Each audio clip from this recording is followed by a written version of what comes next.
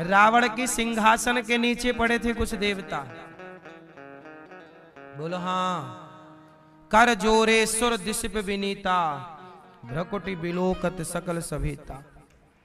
देवता तो रावण जैसे लोग भी देवताओं को जीत लेते हैं। देवताओं को जीत लेना कोई बड़ा काम नहीं है, कोई बड़ी बात नहीं है। इसलिए कहता हूं देवताओं के चक्कर में बिल्कुल ना पड़ना। भगवान भगवान है। समझ में आ रही है कुछ की नहीं? भगवान कितने हैं?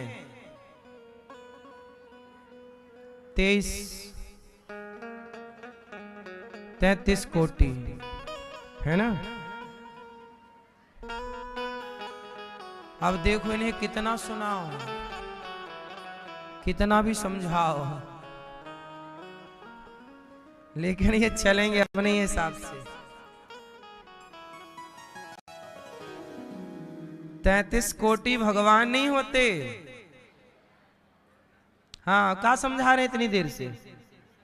तुम्हारे लिए सब 22 पसेरी है।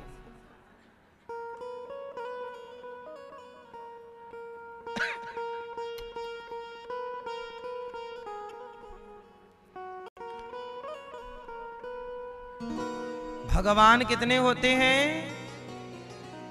कितने?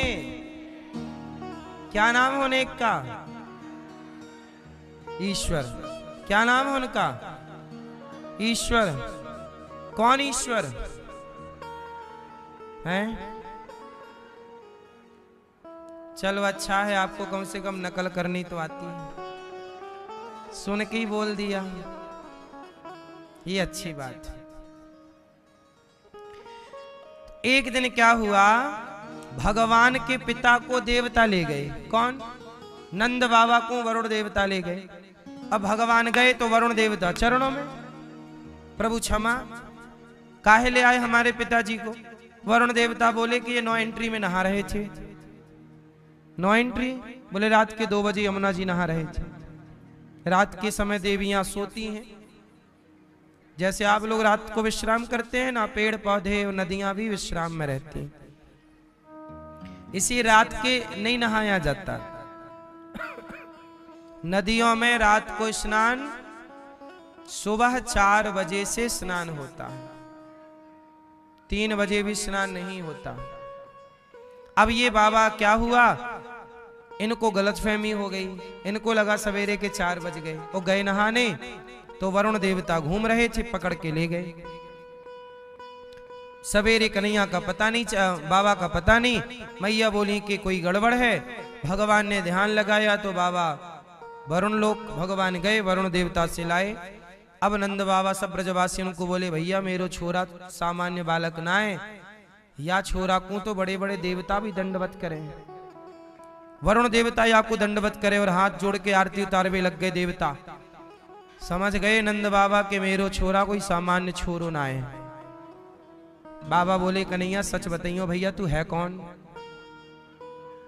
ब्रजवासी बोले, लाला सच्ची बोलियो तू है कौन? मैंने तो को कबड्डी में हराए दियो लाला, पर सुन राखी है, सुना तेरे बारे में तू भगवान है। ब्रजवासी बोले, लाला तू भगवान है का, पर मैंने तो को कबड्डी में हराए दियो, 4 पटकना मारे। सुन राखी है तेने भगवान है। कन्हैया बोले, लाला मैं भगवान होऊंगा तो बोल करेगो का? ब्रजवासी बोले, लाला का करेंगे, कछु कर सके का तेरो? तू भगवान है लाला तो एक बार ना अपने बैकुंठ को दर्शन कराए दे। मैंने सुन राखी है तेरो बैकुंठ बड़ो सुंदर है, एक बार या बैकुंठ को दर्शन कराए दे, मैं भी वह बैकुंठ को देख लूं, जा बैकुंठ की ताई बड़े बड़े साधु संत आंख मूंद के बैठे रहे, बैकुंठ में एक बार देखूं तो सही होए का? भगवान बोले, सच्ची जानो चाहो बैकुंठ? हाँ लाला हम बैकुंठ जानो चाहें, एक बार मोको बैकुंठ को दर्शन कराए दे लाला। अच्छा तो चलो या ब्रह्मकुंड में लगाओ गोता। सारे ब्रजवासी ब्रह्मकुंड में गोता लगाए, सब ब्रजवासी पहुंच गए बैकुंठ।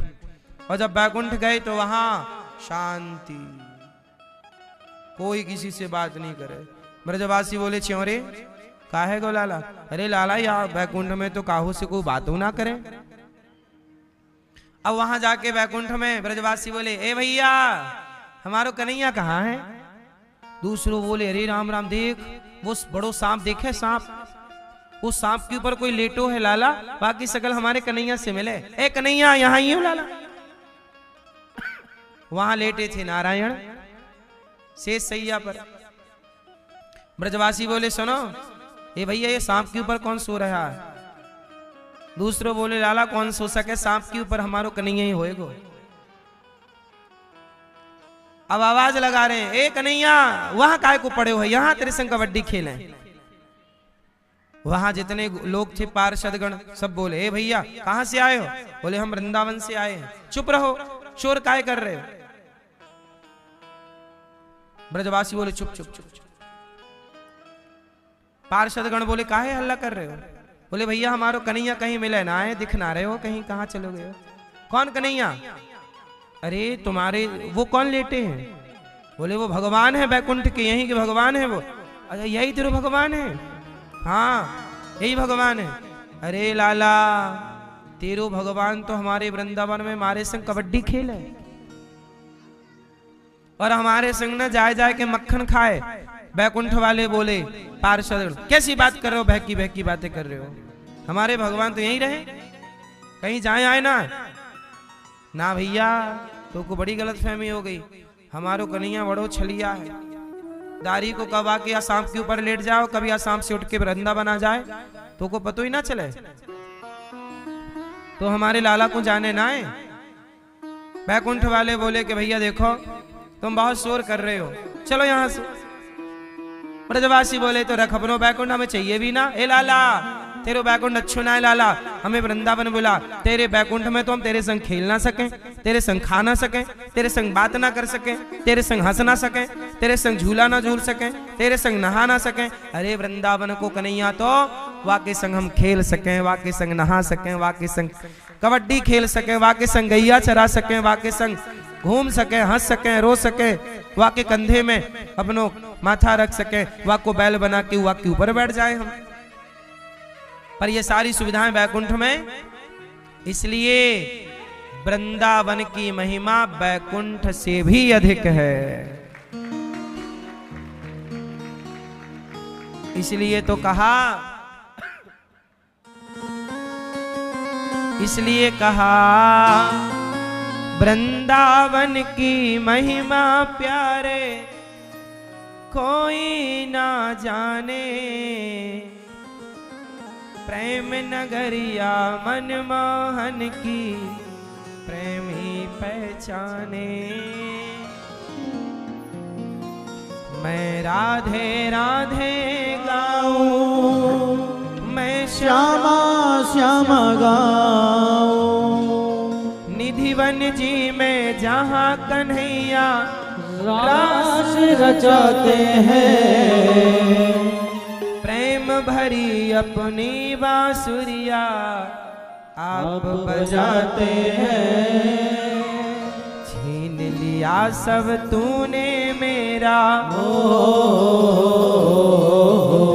छीन लिया सब तूने मेरा, यार कहाँ बजाऊं, ब्रज की लता पता, राधे राधे गाऊं, मैं राधे राधे गाऊं, मैं श्यामा श्यामा गाऊं।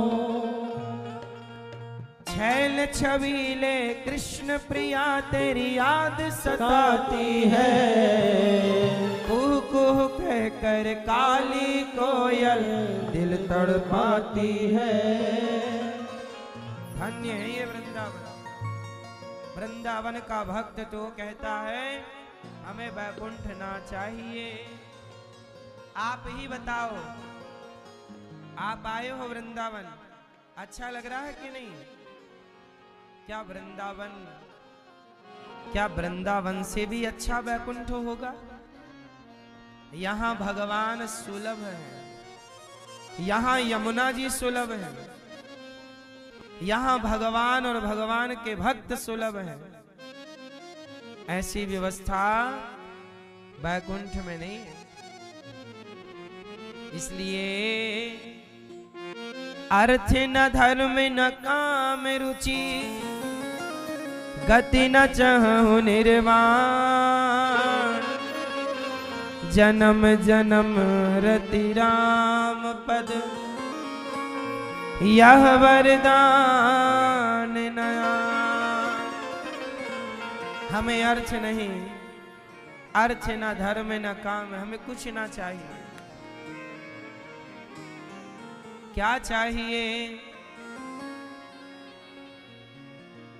वृंदावन सोवन नहीं, नंद गाँव सोगा,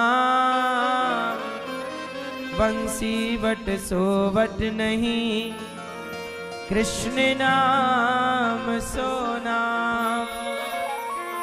राधा तू बड़ भागिनी, कौन तपस्या की, 3 लोक 14 भुवन, सो तेरे अधीन। धन्य है ये वृंदावन।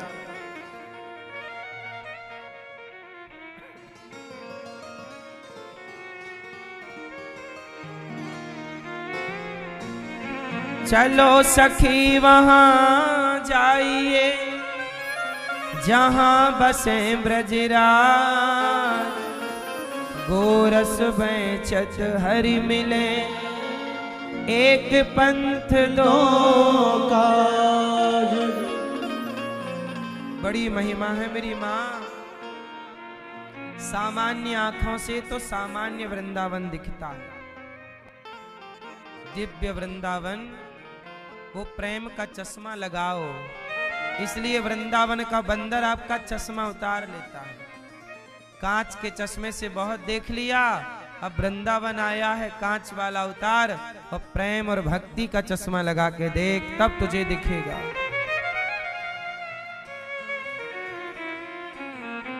वृंदावन की महिमा प्यारे, कोई ना जाने, प्रेम नगरिया मनमोहन की, प्रेमी पहचाने। ये वृंदावन सबकी समझ के परे, जिसे वो जनाएंगे ये वृंदावन उन्हीं को समझ में आता है। वृंदावन जैसा केवल वृंदावन है। इसलिए मेरी माँ आते रहा करो, आप भी वृंदावन आओ, आते रहा करो। आओ बिहारी जी का दर्शन करो, यमुना जी का दर्शन करो, गौरी गोपाल भगवान का दर्शन करो। आओ वृंदावन, प्रेम से राधा रमण जी का, राधा वल्लभ जी का, गोविंद देव जी का, प्रेम से भगवान का प्रेम से दर्शन करो। आज भगवान ने यमुना के किनारे बांसुरी बजाई। क्या करना है? गोपियों को बुलाना है। क्यों बुलाना है? गोपियों के संग रास रचाएंगे। हमारे भगवान बड़े लीला पुरुषोत्तम हैं, भगवान बड़ी लीलाएं करते हैं। सामान्य व्यक्ति समझ नहीं पाता और लीलाओं में मोहित होकर वो अपने बुद्धि से समझता रहता है। अच्छा ये बताओ, कृष्ण को जानना है तो कौन सी बुद्धि चाहिए? आपकी बुद्धि या शास्त्रों की बुद्धि? किसकी बुद्धि? कौन सी बुद्धि चाहिए? आपकी बुद्धि से भगवान कभी ना समझ आएंगे। भगवान को समझना, आपकी दृष्टि से भगवान कभी ना दिखेंगे। जब शास्त्रों की दृष्टि से देखोगे तब समझ में आएंगे। आपकी दृष्टि अलग है, शास्त्रों की दृष्टि अलग है। हाँ मैया, कर लो पंचायत। मैया सुनो, आपकी दृष्टि अलग है और भगवान की दृष्टि शास्त्रों की दृष्टि, आपकी दृष्टि क्या है? मैं पहले आपकी दृष्टि की बात करता हूं। जैसे आप लोग क्या कहते हो, तुम करो तो रासलीला, हम करें तो कैरेक्टर ढीला। तो आप लोगों की दृष्टि से रासलीला का मतलब कैरेक्टर ढीला है, क्योंकि रासलीला और कैरेक्टर ढीला को जोड़ दिया ना बॉलीवुड ने। तो आपकी दृष्टि से, आपकी बुद्धि से रासलीला का मतलब कैरेक्टर ढीला है। ये आपका सामान्य ज्ञान है। अब जरा इसी बात को शास्त्रों से समझो।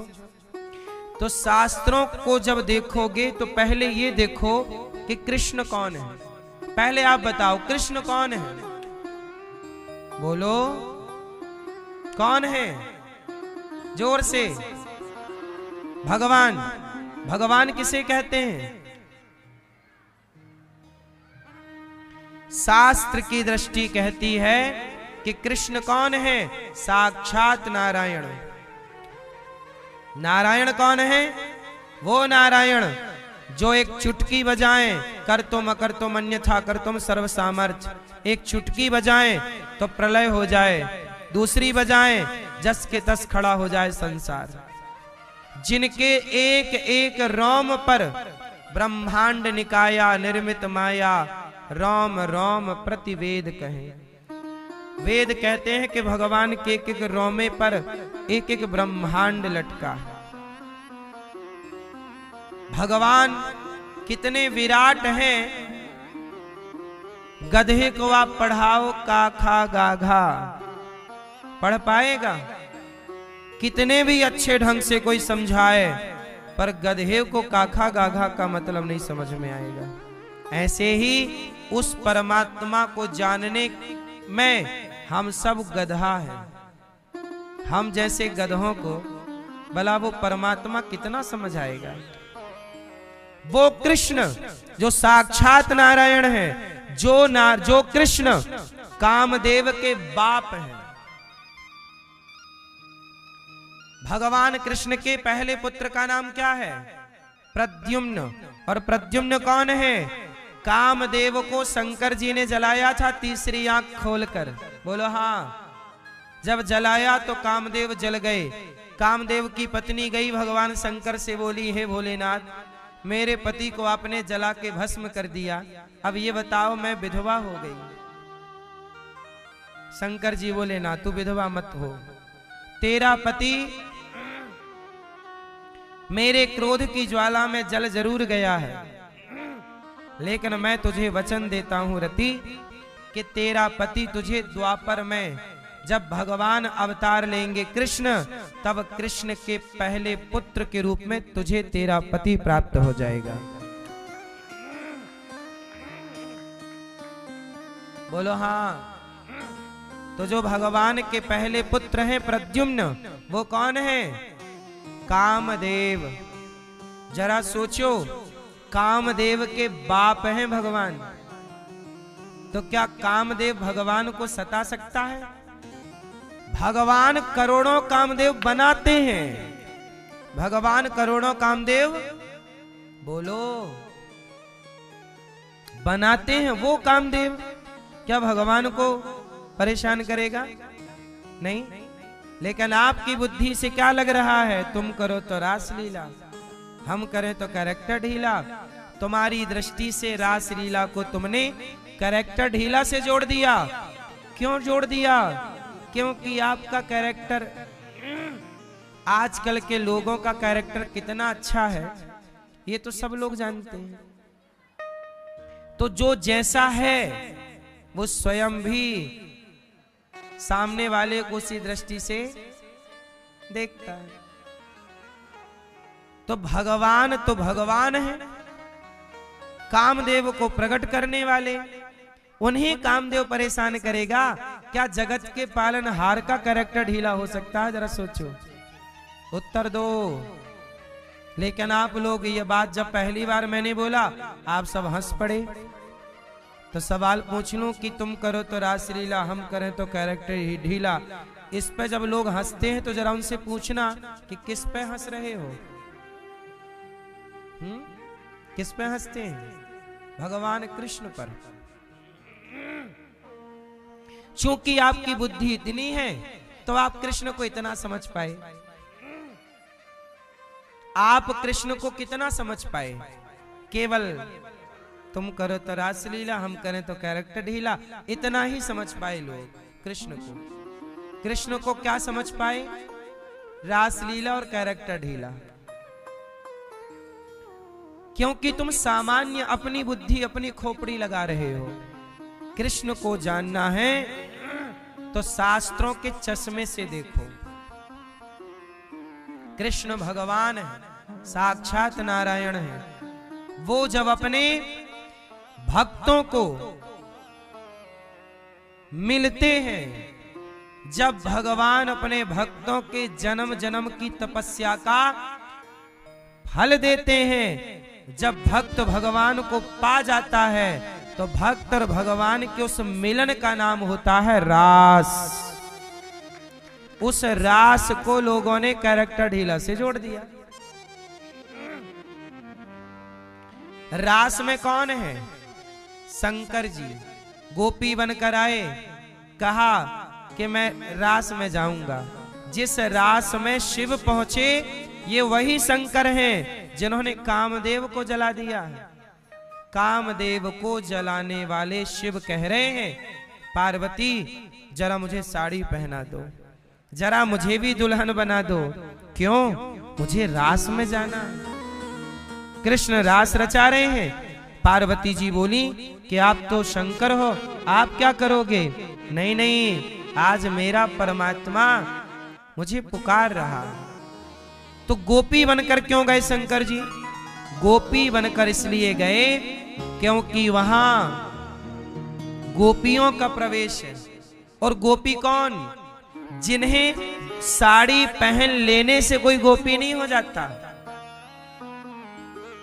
आप भी लहंगा चुन्नी पहन लो तो गोपी हो जाओगे ना साहब। वस्त्र बदल लेने से कोई साधु नहीं हो जाता, वस्त्र बदल लेने से कोई गोपी नहीं हो जाता। गोपी कौन है? जिसका चित्त केवल भगवान में लगा हो, भगवान के सिवा उसके ध्यान में कोई ना हो, ऐसी विचारधारा का नाम गोपी है। कृष्णात् परम किमपि तत्त्वमहं न जाने। जहां कृष्ण के सिवा और कोई चित्त पे ना हो, मन में ना हो, उस भाव का नाम गोपी है। अब गोपी का मतलब आप लोगों ने स्त्रियां समझ ली कि कृष्ण स्त्रियों के संग नाच रहे हैं। पागल! अरे वो स्त्री शंकर जी स्त्री है क्या? शंकर जी के संग रास रचा रहे हैं? बोलो हाँ। तो शंकर स्त्री है क्या? शंकर जी भी गोपी बनकर गए, नारद जी भी गोपी बनकर गए, हनुमान जी भी गोपी बनकर गए, सब गोपी बनकर गए। गोपी बनकर गए मतलब गोपियों की तरह भाव लेकर गए। गोपियों का भाव कैसा है? जहां गोपियां कृष्ण के सिवा कुछ नहीं। जब भगवान ने पुकारा, राधा, ललिता, विशाखा, चंपकलता, तुंग देवी, आओ सारी गोपियां दोहन्त्यो भी ययो काश्चित दोहम हित्वा समुत्सुका। सारा काम छोड़ा, गैया दोहना छोड़ा, झाड़ू लगानी छोड़ी, पोंछा लगाना, बच्चे को दूध पिला रही थी एक सखी, दूध पिलाना छोड़ा, दौड़ पड़ी। जिन सखियों के पास कृष्ण के सिवा कोई काम ना हो, वो खाती हैं तो कृष्ण की याद करती हैं, झाड़ू लगाती हैं कृष्ण की याद करती हैं, बच्चे को दूध पिलाती हैं कृष्ण की याद करती हैं, वो सोती हैं तो सपने में कृष्ण को देखती हैं। जिन गोपियों का रहना अंग संग दिन रात, जहां केवल कृष्ण है, जहां कृष्ण के अतिरिक्त कोई याद नहीं, गोपियां कोई व्यर्थ की बकवास नहीं करती, जब भी बात करती हैं तो कृष्ण की। जहां कृष्ण के सिवा कुछ ना हो, कृष्ण के सिवा कोई बात ना हो, कोई याद ना हो, इस विचारधारा का नाम गोपी है। कल मैंने आपको बताया था ना कि एक जाबाली संत ने तपस्या की, तब भगवान ने उसे गोपी बनाया। जब राम वनवास गए तो वनवास के दौरान जंगल में बड़े साधु संत मिले राम को। कहा, राम हमारी कुटिया में आ जाओ। राम बोले, अभी आपकी कुटिया में आने का टाइम नहीं है, क्योंकि मैं अभी कार्य में लगा हूं।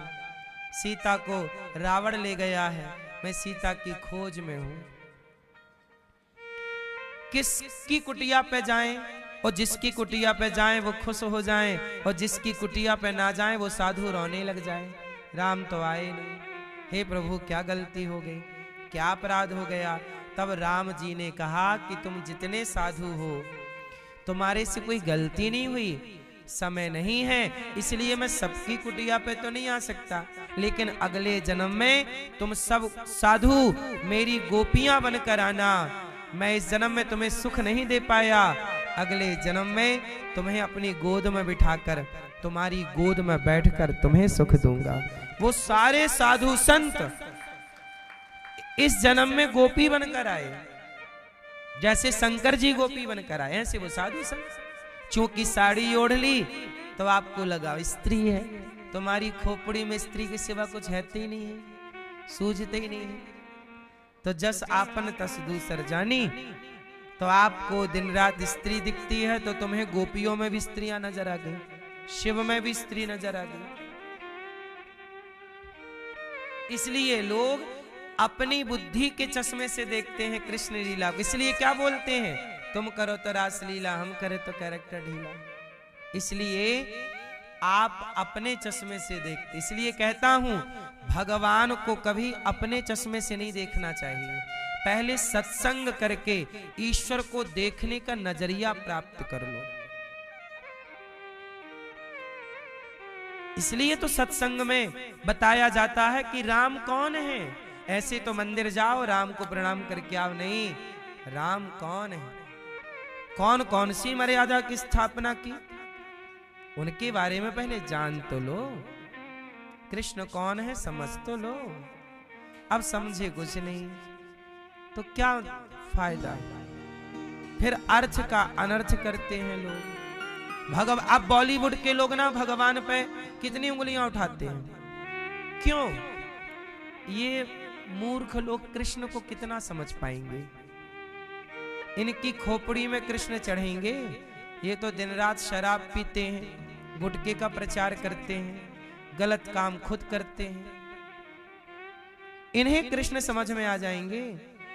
अरे जो कृष्ण के लिए डूब गया, नाम जप रहा है श्री कृष्ण श्री कृष्ण श्री कृष्ण, सालों साल तक पागलों की तरह केवल प्रभु के आश्रित है, उसे कुछ समझ में आता है कि कृष्ण कौन है, उसे भी पूरा समझ में नहीं आता। हनुमान जी को भी राम कितने समझ में आए। अब बताओ, हनुमान जी से बड़ा बुद्धिमान कोई होगा?